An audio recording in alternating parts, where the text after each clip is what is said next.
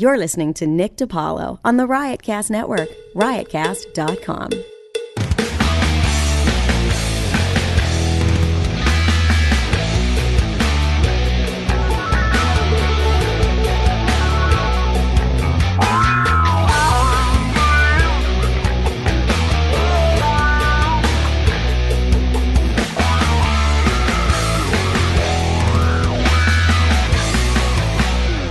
Happy belated Thanksgiving, my friends. How are you? Nick DiPaolo, back in the seat. What's happening? Hope you had a good Thanksgiving.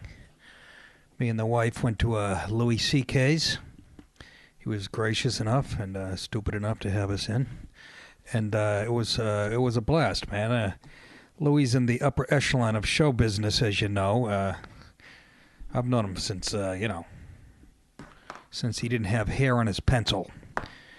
And, so now he's up there in the ranks of Hollywood. So we drove into the city, me and the wife, to Louis' place in the Village. And it was fun. It was interesting.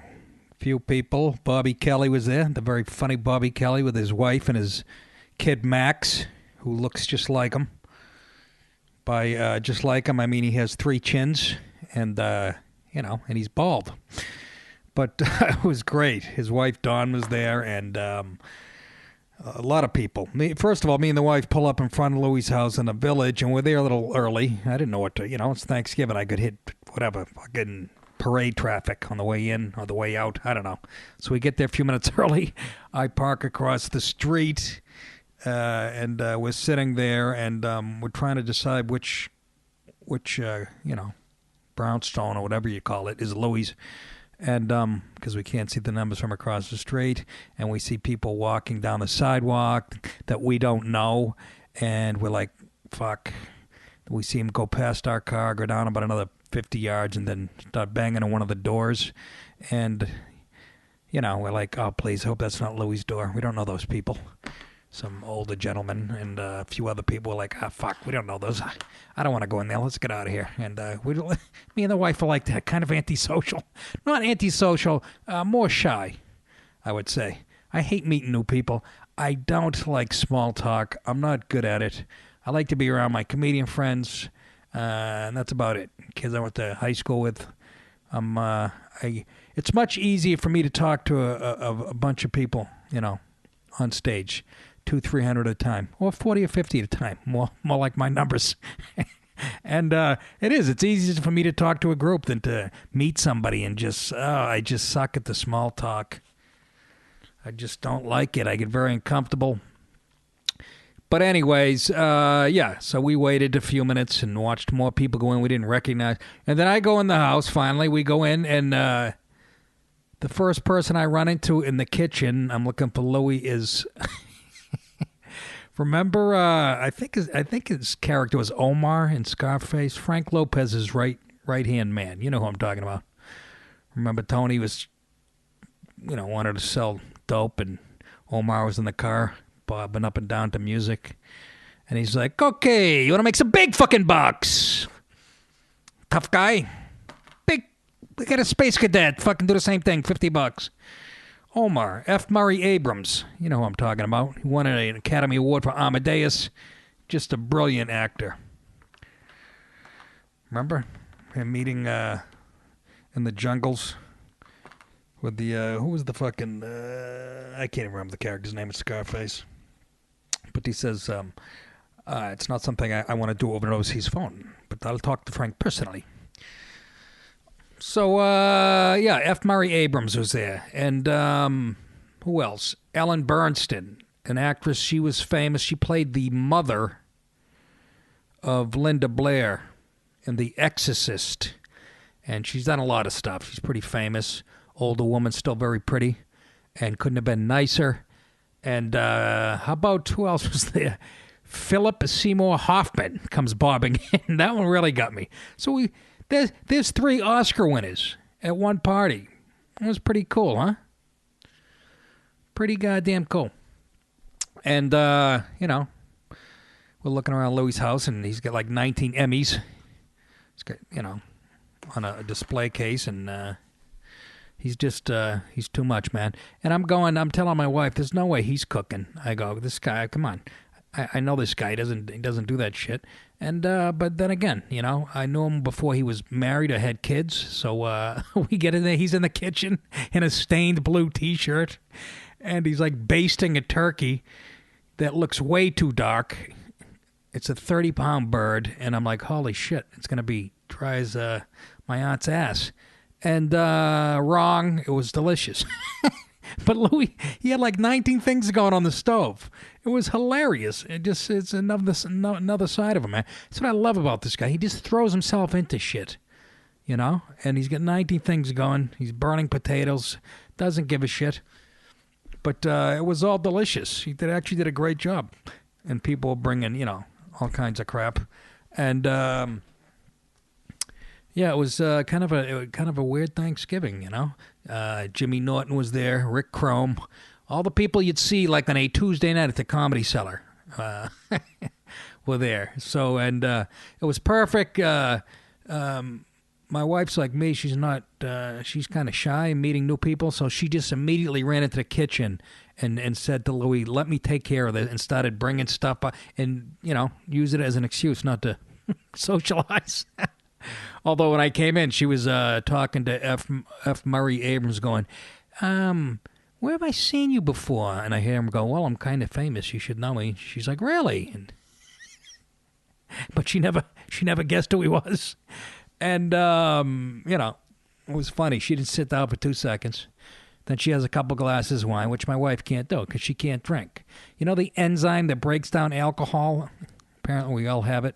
Men have twice as much as women. My wife doesn't have any of it. I swear to God.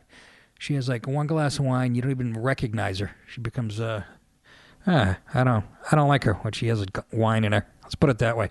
If she was drinking the night that I met her, we would have never got married. Let's put it that way.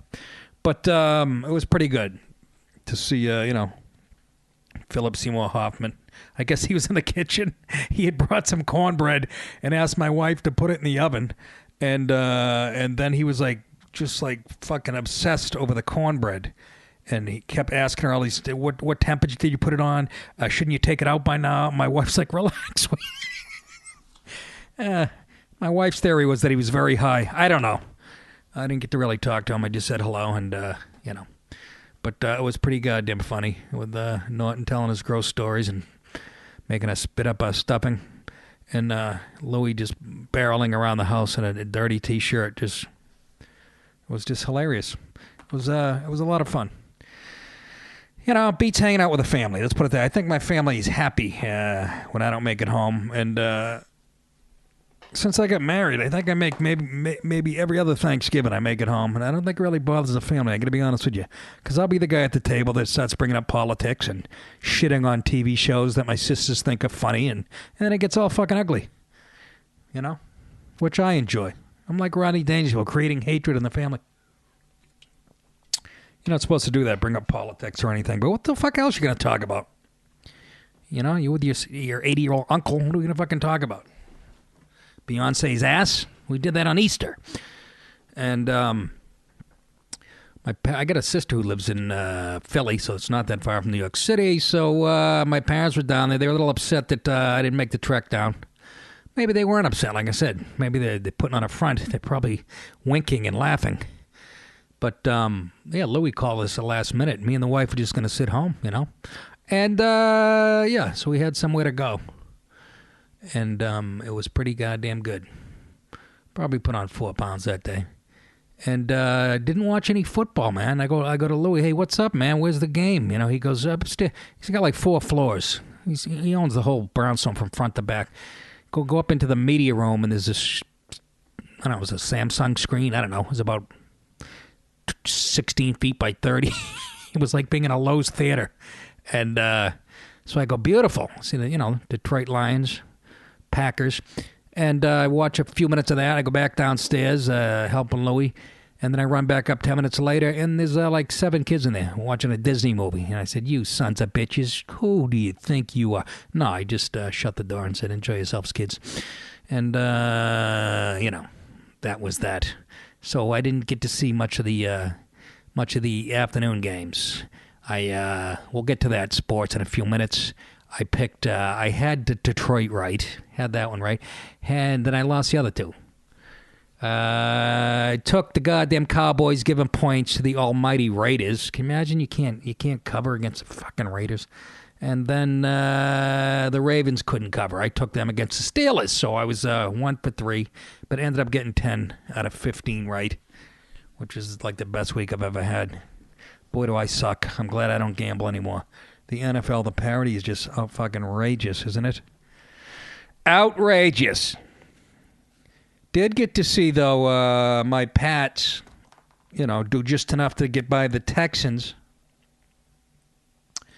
And, they were down at like 10. How do you explain that? Down at 10 to the Texans, who had already lost 9 in a row. I mean, they the worst team in the league.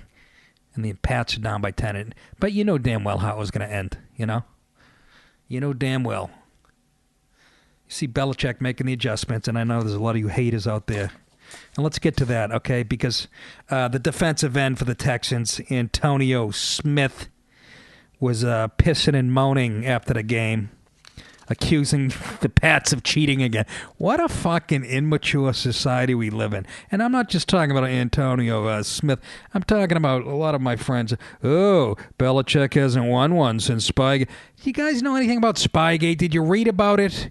Okay? All the coaches were saying they did nothing wrong. So read up, will you? It was about filming the other coaches on the sideline, which everybody was allowed to do. Then the league said, no, you can't do it from the sidelines anymore. You have to do it from the stands or whatever. And the Pats didn't do that 1 week. Big effing deal. So get off it, okay? Belichick's God, and the Son of God is Jesus, who is Tom Brady. Okay? Case fucking closed. Best combination ever. That includes Chuck Nolan, Lynn Swann, and Don Shula, and Bob Greasy, and I should say Chuck Nolan, Terry Bradshaw. But so get off it. I'm sick of hearing about this. And so he backed off his comments, Antonio Smith said. He said it in jest. I don't know. I don't think so. And that's the problem.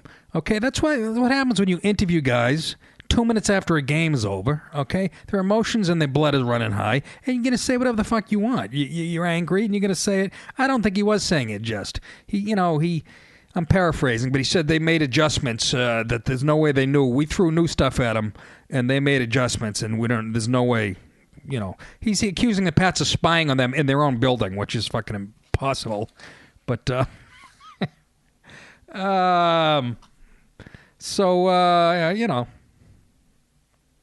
it's kind of stupid. But then he backed off today, saying he actually said this. It tickles me how much the country loves the Patriots, so much they take everything so seriously, Smith said after the Texans walkthrough. I wasn't angry or serious, and I didn't say that's why they beat it. Yeah, you did. And you sound like a real idiot. But, that's what happens. If I don't think the Patriots are going to have to cheat to beat a team that had lost 9 in a row, and they're like 2-10 or whatever the fuck they are. He says, I said it, but you have to check the manner in which I said it. I didn't accuse them of beating us with cheating. Come on, don't you have a sense of humor? Yeah, he did. That's exactly what he did. Though it may be something I was curious about, I wasn't thinking they spied on us or they were cheating. Half the stuff I say is spontaneous and witty. Yeah, we'll decide that, okay? And I don't think anything else about it. I'm sorry I said the word spying. I was joking and having fun with it. Maybe a little part of them was having fun, but I don't think so. And as far as the country loving the Patriots, who are they? Who's he shitting? More Patriots. The Patriots are like the Dallas Cowboys when I was a kid in the 70s. They would just dominate every year. They were like a machine. And, people call them America's team, but I don't know who the fuck they were talking about. Everybody I knew, at least on the East Coast, hated them. And they were so good, they were boring, But Brady comes out, Belichick makes the adjustments, and they just picked the Texans apart. It's just, what can I say? We talked about this last week. It's a watered-down horseshit league. Okay? It's still fun to watch. Don't get me wrong. I'm going to watch it every week because I absolutely love football. But as far as excitement, you can't even come close when comparing the NFL to college. I think you got to agree with me. And everything this past weekend proved out, didn't it? I mean, holy moly. What games as far as college? What games, huh? Oh. And, of course, you know what I'm talking about. Well, you had first you had Ohio State and Michigan. That ended up, by the way, coming down to the last play of the game. And here's the audio. Audio's not that good, I admit, but this is the first game I watched. Offense, 3 yards away from a possible upset. Yorker, right side, it's intercepted. Ohio State intercepts it. Thomas Powell saves the season.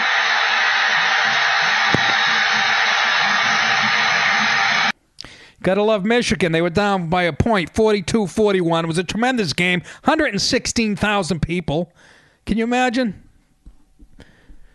NFL players would cut their wrists to play in front of that many people on a Sunday. 116,000 strong at the Big House in Michigan. Comes down to the last play of the game. You gotta give Michigan's coach credit. They could have kicked it and tied it up and went into that shitty overtime format that I don't like. And no, they went for it. They went for the win. They were trying to ruin their blood rival Ohio State season. Would have been beautiful. So they just threw a pass. The call was shitty. I mean, you gotta, in that situation, you gotta have your quarterback roll out.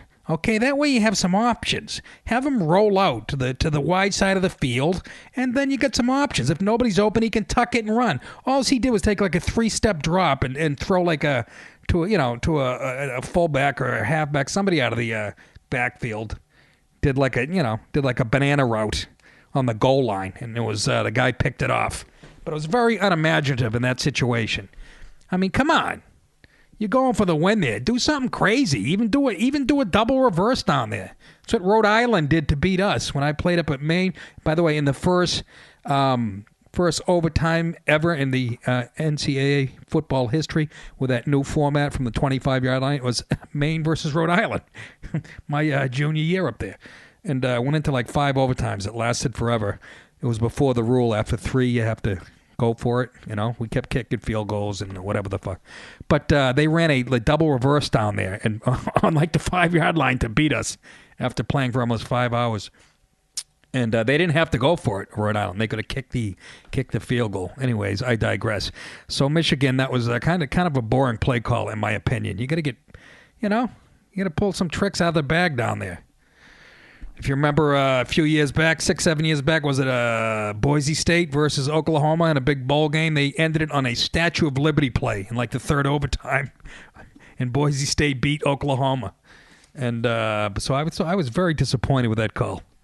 But so that was one of the exciting games, right? And then I put on I was going back and forth from Ohio State, Michigan, BC, Syracuse. That ended on the last play of the game.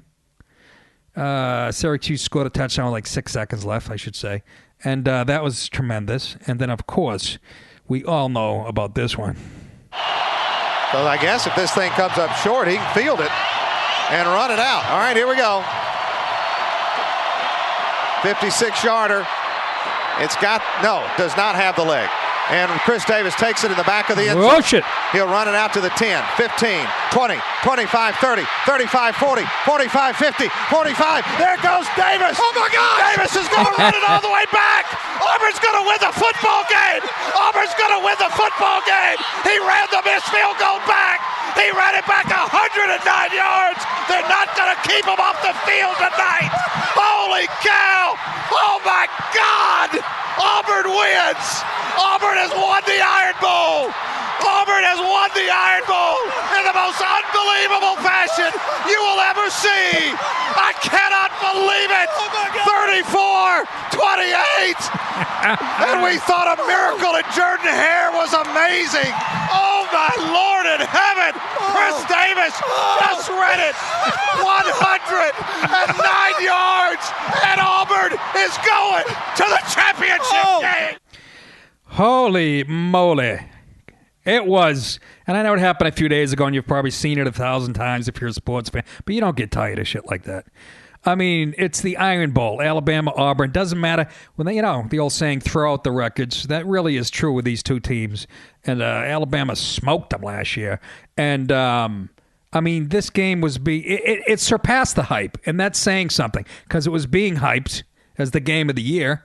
You had undefeated Alabama and Auburn with, one loss? I mean, it surpassed the hype, which is fucking incredible. I mean, unbelievable. And people are second-guessing Saban now, and which is easy to do. But who's going to expect? Come on. Really? You're going to expect somebody to return with 109 yards? Give me a break, will you? But that's how hard it is to win 3 national titles in a row. It's just, and what is it with Auburn this year, huh? What is it? They have the magic touch, man. It's just crazy what's going on down there. Yeah, the week before, you had the game the week before. Thought I had the clip here. Can't find it. They won on a Hail Mary, which is it was unbelievable against Georgia. And so they're going to play Missouri for the SEC championship, and that is going to be a doozy because Missouri's been kicking ass all year. And what do? It brings up a whole nother debate. Where the fuck is that clip? You can stick this program up your sister's wazoo, okay? This fucking sounds like... Anyways, yeah, so what do? You got Florida State, who's undefeated, Ohio State undefeated. Do you let Ohio State, if they win the Big Ten championship against Michigan State, if they win that game, do you put them in the the national championship? Because they play kind of a soft schedule compared to the SEC teams. That's the big argument. Or do you put a one-loss team from the SEC in there? That's the big debate. And I know some of you people, I hope you like college football because I can't help myself this time of year. But the thing is, the Big Ten, the Ohio State Buckeyes do not play the schedule that these SEC teams play. So you can almost understand.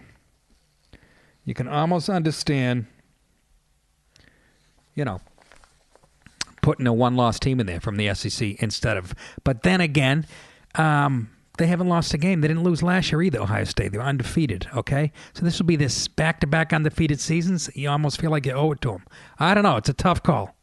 You make the call.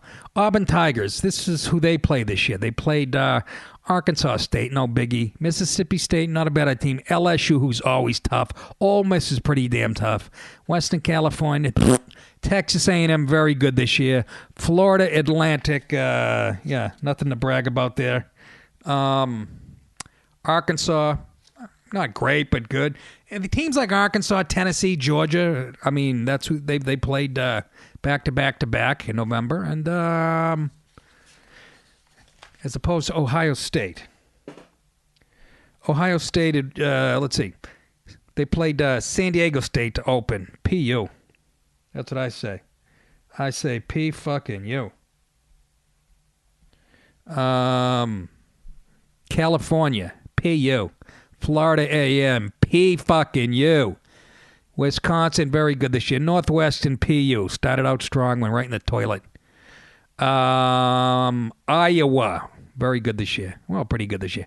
Penn State, okay. But nothing to brag on. Purdue, PU. Illinois, PU. Indiana, PU. Those are all soft games, folks. So they don't play the SEC schedule.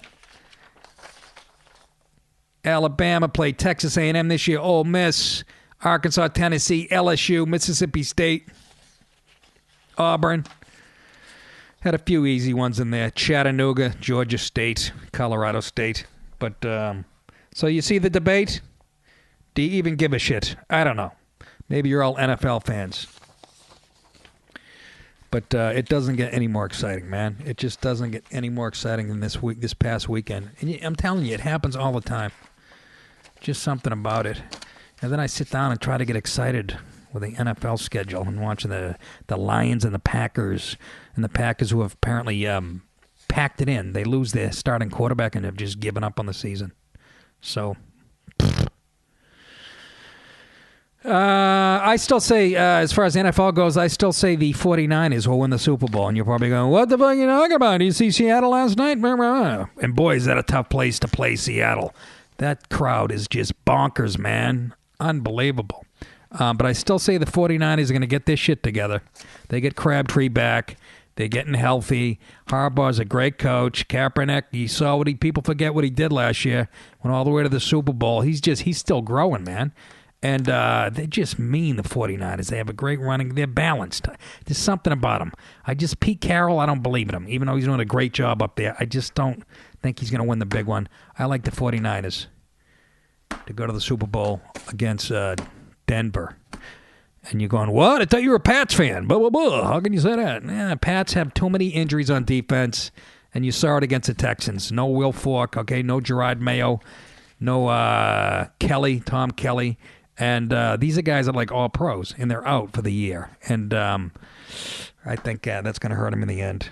You know, I still think my pick was before the season started was the 49ers, and it still is. And they're starting to put it together. I don't know. I took about 3 hours to pull clips for you guys, and, you know, the fucking sound slate is shitting the bed on me here. For the love of Christ. Anyways, what else did I want to talk about? Got to meet my horse, the horse that I bought my wife. I told her she's into that dressage. That dressage is that Olympic sport when you see a horse, you know, and you see a broad or a guy on it wearing the stupid hat and the little jacket, and then they make the horse, you know, high step and walk, you know, like it's stepping on hot cigarettes or some shit. It takes a beautiful, very masculine-looking animal and makes it do like very gay dance steps. You know what I'm talking about? It is pretty amazing what they can do with the shit. But I purchased a horse that my wife wanted, and I'm afraid of horses. I am scared shit of horses. Okay, I think they're big. I think they're very dumb, and they scare me. Never been on top of one. So I finally got to the wife's been riding for a couple of years now, but we just got this horse a month or so ago, and I finally got to see her. About an hour north of where I live. Drove up into this beautiful part of the country up in northern Westchester somewhere. I don't even know where.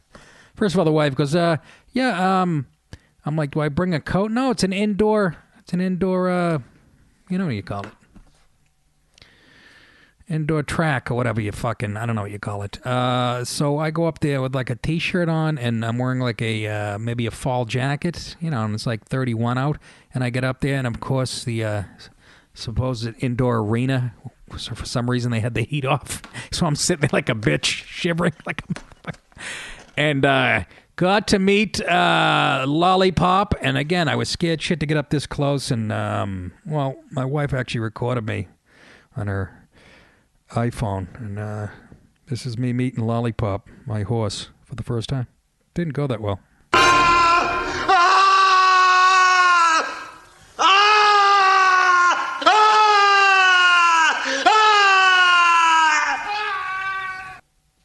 Oh, come on, Nick. Quit being a puss.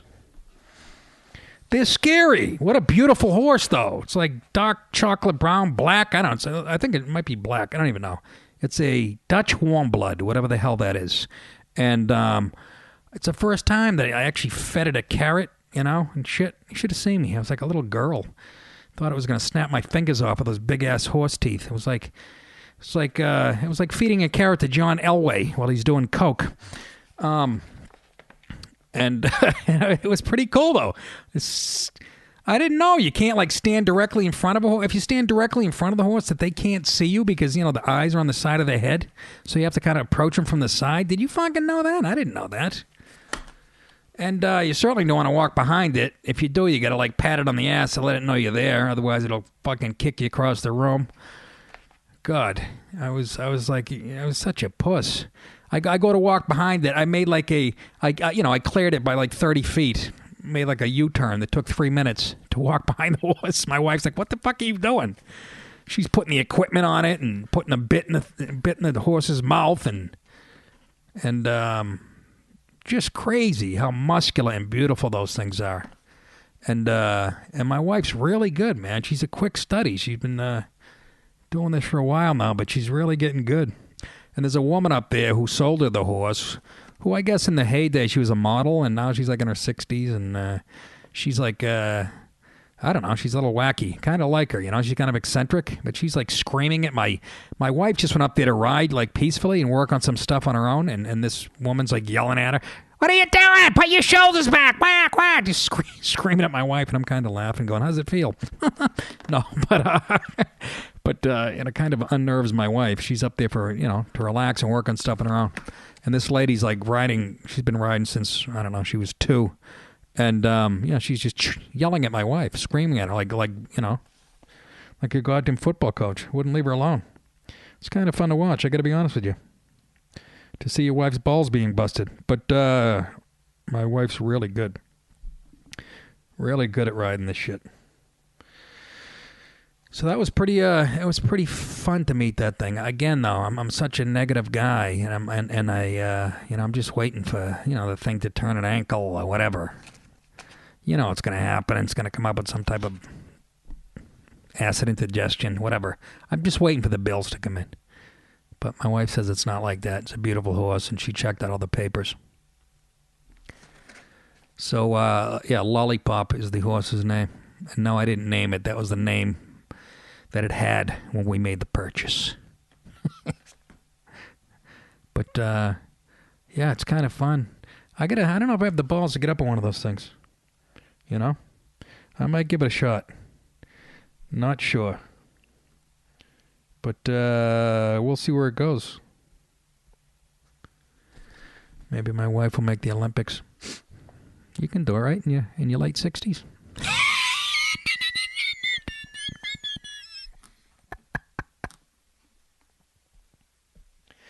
God damn it, where are all these clips I pulled?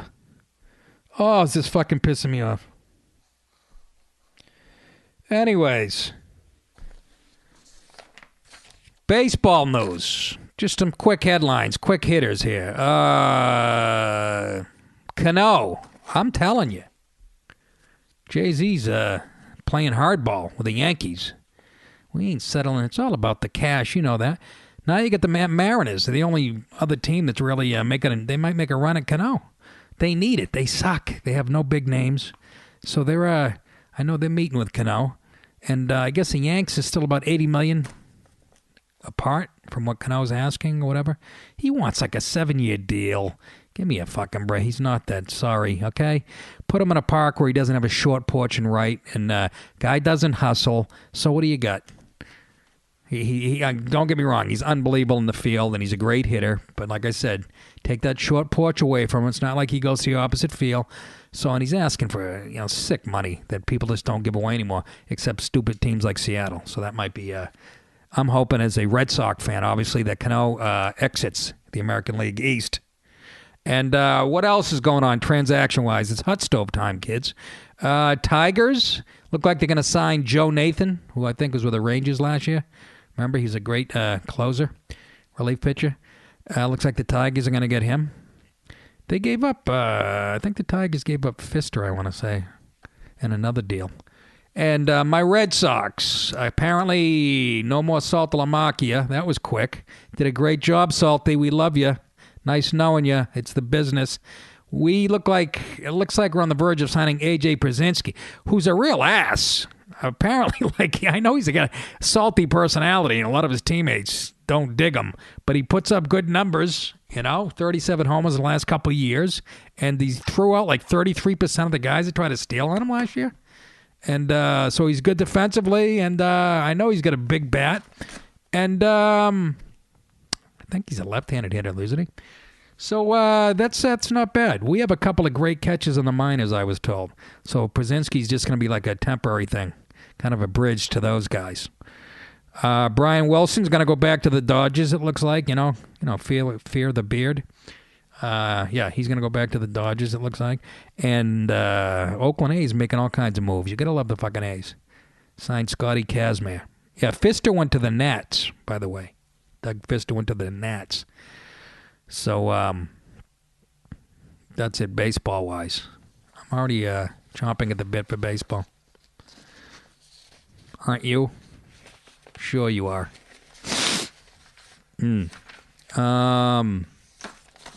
Oh, how can I forget this?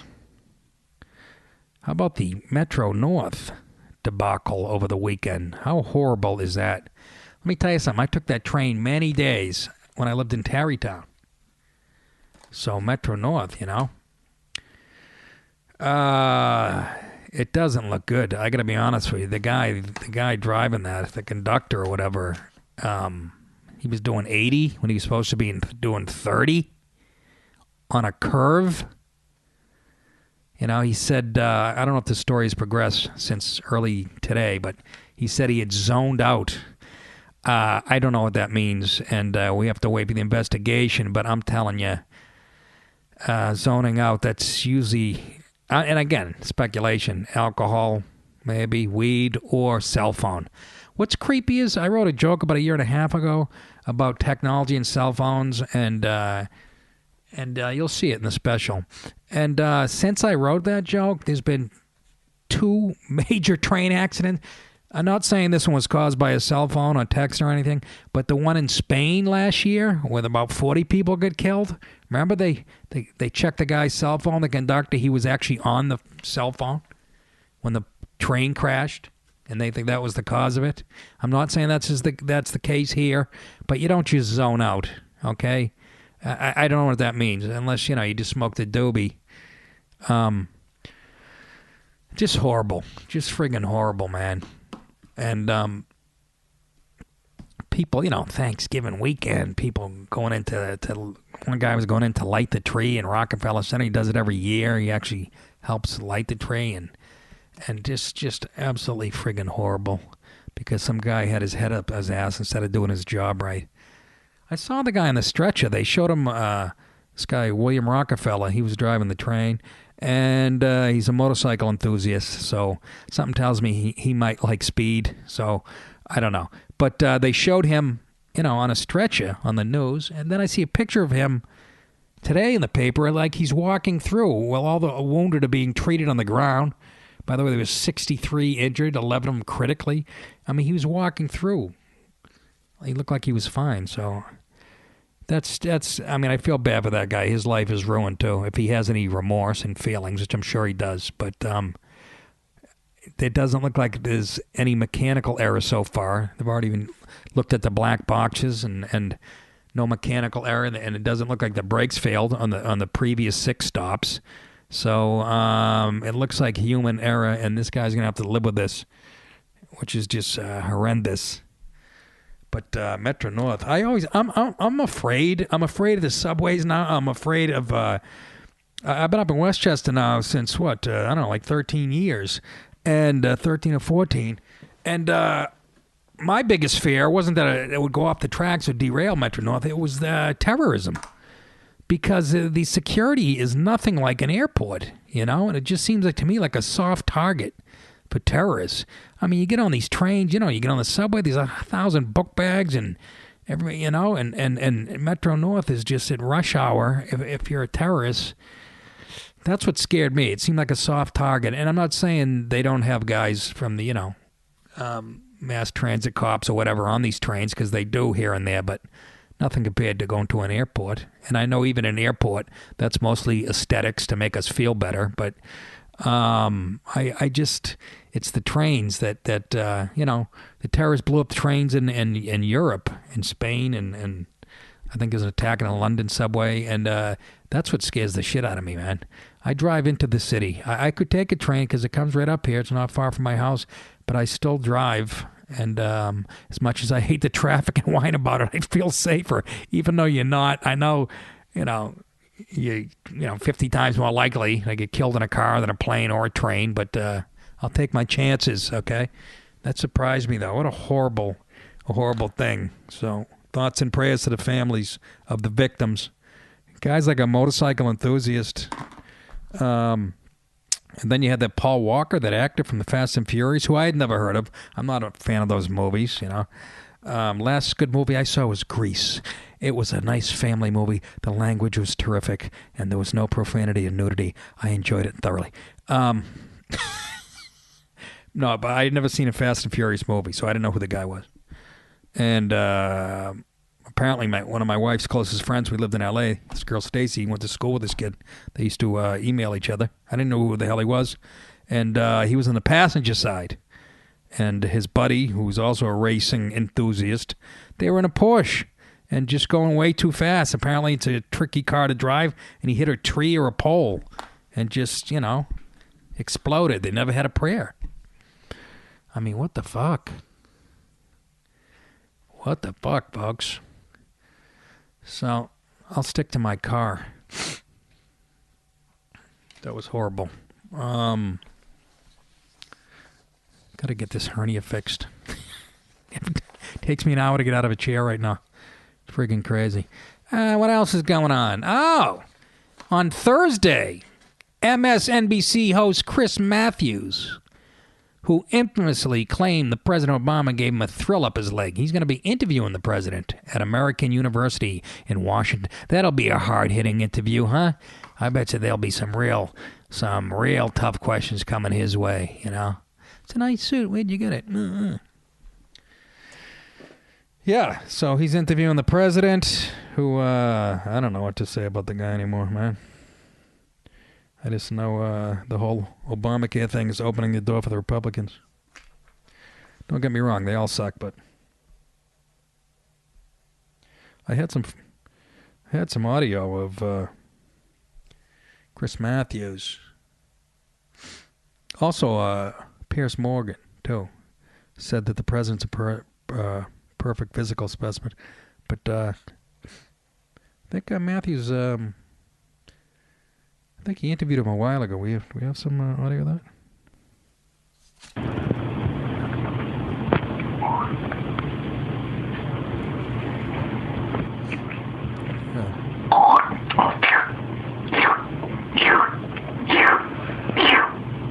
Oh yeah, baby, do it one more time. Oh.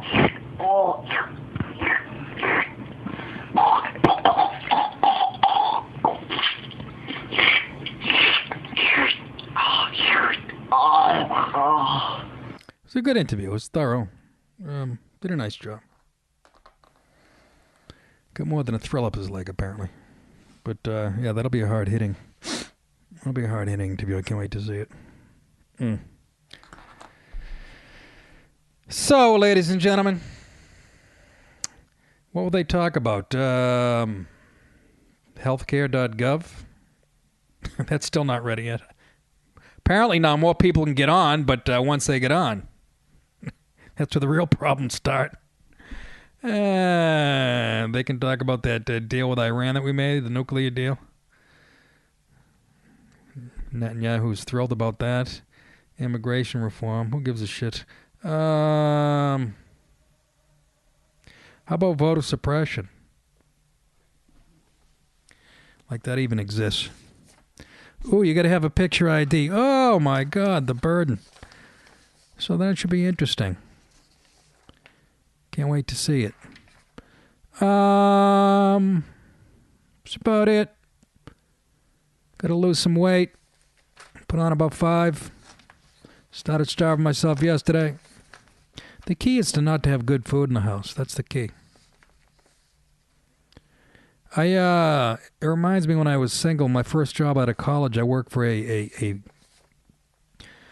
company selling frozen steak and seafood door to door. That was my first job out of college. And I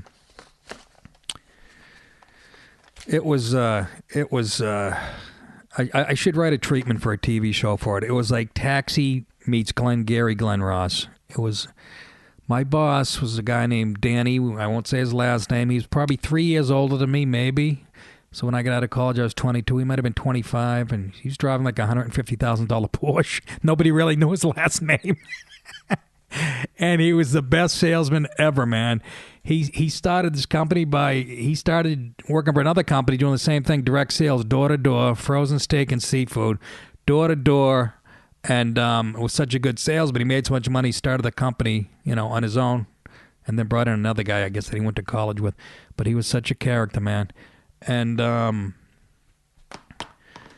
yeah, it was the balls. Just some of the stories I got for you. But we met in like a warehouse, an unfinished warehouse with a walk-in freezer downstairs.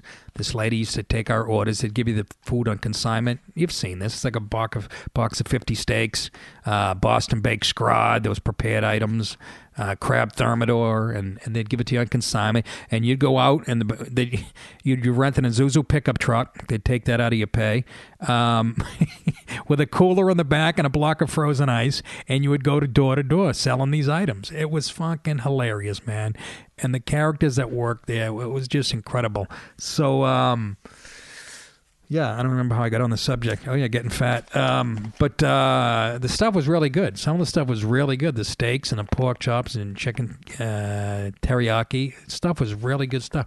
But it was so cool going into people's houses and, running into hot housewives and shit. When I look back on the opportunities I had, and I was such a puss, I was more worried about moving my product because they kept your name up on a board every week, But it was it was unbelievable. I remember being in a neighborhood next to a town I grew up in. We were located in Allston, out of Boston, and I went up to the North Shore. Here's my first day of work. We load the trucks in the morning. You load your own truck, right? And I have like 25, 26 boxes. And I stop off at a florist in Saugus, Massachusetts, off of Route 1, okay? It's up sort of where I grew up, in that neck of the woods. I walk into a florist, and you're like, why would you go to a florist? Well, they eat too. It's one of those mom-and-pop businesses. They work, out of their house. So it's my first stop, folks. I am nervous. I do my little sales pitch. The guy and the wife, I have all the boxes laid out, like 20 boxes of steak, shrimp, chicken teriyaki, Boston bakes. They're discussing it, him and Han. Guy goes, we'll take it all. Okay, you're going to say this is my first stop. At 10 in the morning. Not even. It was like 9:30 in the morning. Guy writes me a check for, I can't remember, a couple grand. I come back, I drive back into Allston, and I pull in, and the other guys are still loading the trucks. They haven't left yet. And my boss goes, what happened? He thought I had truck engine problems and shit. He goes, what's the matter? And I go, nothing. The fucking freezer's empty. He goes, what? Opens it. Sure enough, there's just a block of ice in it. He calls all the other sales guys over. They've been working there for a couple of years. Look what he did. This is what's possible. I felt like so I load up again, go back out. Okay, I was out there till 11:30 that night. Didn't sell another box. If that's not a direct sales story, I don't know what is. Was out there banging doors till 11:30 at night. We would go you go anywhere. You'd walk into tanning salons, gas stations at midnight, and if the guys wanted to see the stuff, you show it to them. So, just incredible. Yeah, my first stop, I cleaned the truck out. And what you talk about a tough job, though. Oh my God, you'd go 2 days without selling anything. Then you'd sell 15 boxes in one stop or whatever, and it was just incredible. And you come in the next day, you pay off, and you get your food, and you go back out. And we went all over the place. We went down to, this is when the Mets, this is George, what was his name? Oh, don't let me forget. George Foster for the Mets had just signed that huge contract, right? The biggest one in baseball at that point. And I was being trained by a guy named Dean Graber. He's the guy who trained me originally. And every once in a while, you'd pair up with a guy. If you didn't feel like knocking doors by yourself, you'd pair up with somebody. So Dean, the guy who trained me originally, young kid, he was from Long Island, I think, or Queens, I can't remember. But great salesman. He had sold George Foster's wife a bunch of food and really marked it up, I guess, a year or two early. So much so that he was afraid to go back. Okay? So we're tooling all around, we're in Connecticut now. And he's like, let's go see the Fosters. And I'm like, yeah, why not? He goes, because I'm afraid they're going to open the door and figure out they paid, $31 a pound or whatever. And we were hesitant. We knocked all these doors in Connecticut. I can't remember what town he lived in, but we were making a weekend of it. So anyways, we sat like outside their house on the street deciding to get the balls up, he was, to knock on her door again. And so after sitting in the car for like 40 minutes, we pull into the driveway, and he goes up and rings the bell, and he's looking back at me like, oh my God, I'm going to get killed. She opens the door, Miss George Foster's wife goes, "It's the meat guy, come on in." She couldn't have been more excited to see us. Bring it all in. We bring in like 40 boxes. She writes us a check without even blinking. She has a freezer that you could have put 400 bodies in. And not only does she take everything in the truck and make our whole weekend, gives us tickets for the next day for the Mets. They were playing on national TV at 4 o'clock. How cool is that? Of course, me and Dean, I think, went to a strip club, and I can't remember what we did. Blew half the money. I just remember going back to Boston on that Sunday. We were broke again. We had to run like a toll booth. He's like shoplifting at a 7-Eleven. I'm distracting the lady at the register, and he's stealing like frozen sandwiches. And we pissed through the money. It's all cash. It was all. She wrote us a check, but we that's the thing. We only had a little bit of cash on us. It was what a weekend, man. Some of the stories. Oh, I remember packing this lady's freezer, and the excuse always from the customer was, "Well, I don't have any room in my freezer," and our comeback would be, "Well, what I can't fit in your freezer, I'll give to you for nothing." That was the big zinger. So I remember this lady in Peabody, Mass. I open the door, open a freezer, and literally bread and shit's falling out. And I'm like, you don't need these. Hot dogs are like a year old. And they want to buy the shit because it was really eye-appealing and nice stuff. And I still remember the pictures. I still remember going, "This is chicken cordon bleu. It's stuffed with Canadian bacon and Swiss cheese. What you want to do is bake this at 350 for 25 minutes. Dilute a can of mushroom soup, pour it over a bed of rice, light a couple candles, bottle of wine. You and the husband think you died and went to heaven. Should I put it in the freezer or should you?" That was the pitch. This is chicken teriyaki. It's a whole boneless breast marinated in brown sugar, white wine, and teriyaki sauce. And just whole crab thermidor. And some of the stuff was really good. The shrimp, the jumbo shrimp was from Campeche Bay, peeled in Devane from the Gulf of Mexico. And some of the stuff wasn't that good. But the Boston baked scrod, used to go. Anyways, I remember trying to get this shit. I open her freezer, and it's packed. And this is a true story, and I hope she doesn't listen to this podcast.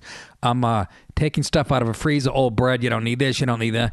I literally a box of those Eskimo pie things. She had her refrigerator in like a den, TV room next to the couch. I slipped the Eskimo pies. I had put all the stuff in that I was selling her, and there was no more room to put her Eskimo pies back. I slipped them under her couch. And then she joked about it the next time I went back. She actually called me. She wanted more food. She liked it so much. And then there was another couple in Malden, Mass. The minute I'd knock on their door, the husband would go to the liquor cabinet immediately, invite me in, get me drunk, his wife drunk, and take the truck every time. It was fucking great. And there was a hot housewife in Mansfield, Mass, who you'd sell the food, and then, you weren't supposed to hear from them they'd buy like 2-3 months worth. And she'd call me back. She'd call me back every 2 weeks. And I'd go back, and it'll be her and like 3 of her hot housewife friends sitting at the table, leaning. Now, you got to remember, I'm 21, 22 years old. I'm actually in good shape and don't look like Buttafuoco at that point. And I look up, and all 3 of them are watching me with a smirk on their face. If I knew what I know now, what a puss. I just wanted to move the product, I didn't want to come in last in the sales meeting. What an idiot. Still remember what she looks like, too. But she used to call me back like every 2-3 weeks. And, I think her husband was a lawyer and shit. He didn't work that far from the house. I don't know. Should have made the move. What a girl. But tons of stories, man. Tons of them. We had a manager, we'll call him Jeffrey, and this guy, stone cold addict, loved his coke, loved his booze, and he knew the meat business. It's all he did his whole life, and he really knew it. And he left our company and worked for a competitor. Then our boss hired him back, and then he totaled my boss's Porsche one weekend, and the cops were chasing him. He took the keys. He had the keys to our freezer. This was after my boss hired him back after totaling his Porsche. This is like a year later. He gets drunk. He used to stay in the office, by the way, sleep on the couch in the office. And he went to work for our competitor because my boss fired him again. But he still had a set of keys to our place, and he broke in and loaded one of their trucks with our product. And the Rhode Island cops were chasing him. My boss had to call the cops, and they were like Rhode Island cops chasing him in an Isuzu pickup truck filled with stolen product from our company. Oh, man, I can't make this shit up. We had a couple ex-Vietnam vets that were great sales guys, but, 10 in the morning, you'd see them like with a flask in their jacket, and but they would outsell everybody. They were just amazing. And I got a million stories that I should have. I wrote up a treatment when I lived in L.A. because, like I said, it was like Glenn Gary, Glenn Ross, because we used to have sales meetings upstairs in this nice, beautiful conference room, and then downstairs was like a sawdust floor and unfinished and unheated, and just some of the fucking funniest, craziest guys. And then my boss, I quit after a couple of years. You get burnt out. Then I was selling cable door to door. These are the jobs I had right after I came out of college. And then one day I'm living in Malden, Mass, unemployed again, and my boss goes, He rings the buzzer. I'm at my buddy Al's apartment. Hadn't seen him in a year. He goes, let's take a ride. I'll take you to lunch. I go, okay.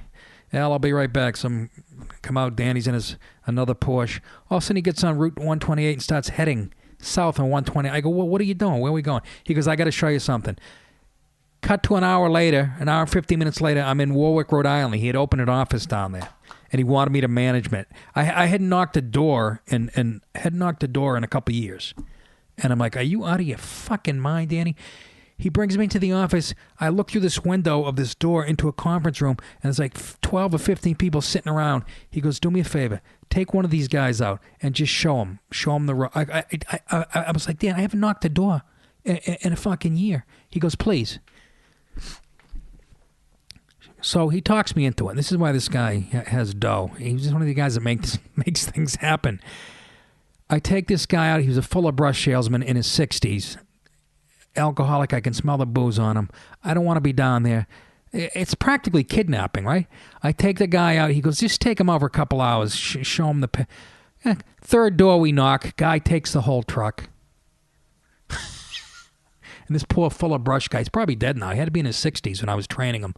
I come back, hand Danny the check. He takes me in his office, hires me down there. He pays for my rent, puts me up in a beautiful apartment, pays for my rent, pays for my truck, my dry ice, and all that shit. Makes me the manager of the Rhode Island office and gives me a salary on top of my commission. And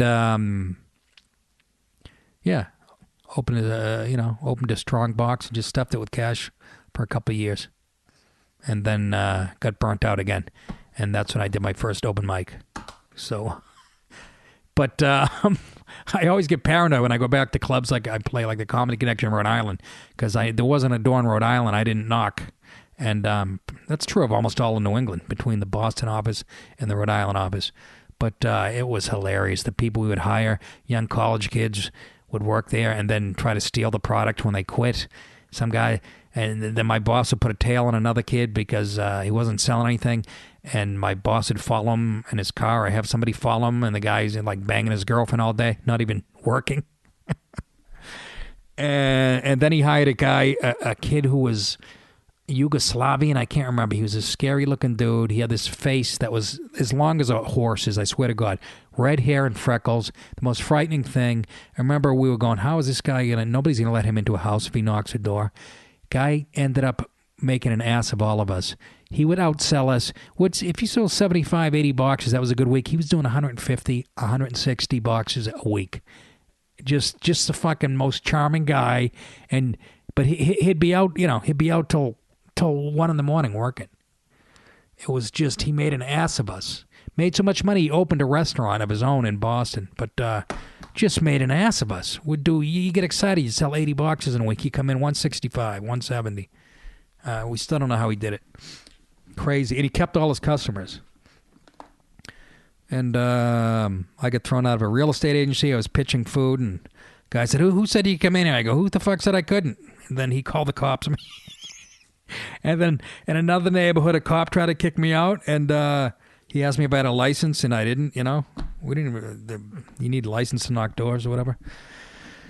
And I showed him the pork chops. I asked him, honest to God, and he absolutely freaked over the pork chops. They were beautiful. They were like 2 inches thick, pink, gorgeous pork chops. So I gave him a box at my cost, and he let me stay in the neighborhood for another 2 hours. I didn't sell another thing. And it wasn't really at my cost. I made a few bucks on them. But great stories like that, Just, met a few broads. You bang on the doors, they're not home, and, didn't do anything right in the house. That happened when I was selling cable. But then you'd, take them out on the weekend and met some hot chicks. And then my boss had a condo up in Ipswich, Mass. And every Friday night we'd go up there. This is when we were working on the Alston office. And we'd go up there and all kinds of shit. He'd provide all the accoutrements, let's call them that. You know what I mean? And what a blast. What a blast. That was we're talking 84, 85. And it led to comedy. I don't know how. But got a nice nest egg. I had to go back and take food back out of a lady's freezer. Her husband freaked out when he saw the price. Called my boss. Get your asshole salesman back here. That was awkward. You'd have all the stuff laid out, like in the living room. It's like for dinner time, and all of a sudden the husband would come home and go, what the fuck's this? And some of them were nice, and others would go, pack your shit and get out. They'd get furious. One guy figured out how much his wife paid for shrimp, and I had to go back and fucking pick all the shit up the next day. You know how awkward that is? Oof. Anyways, folks, hope you had a good Thanksgiving. Until next time, take care of yourselves and fillet a fish.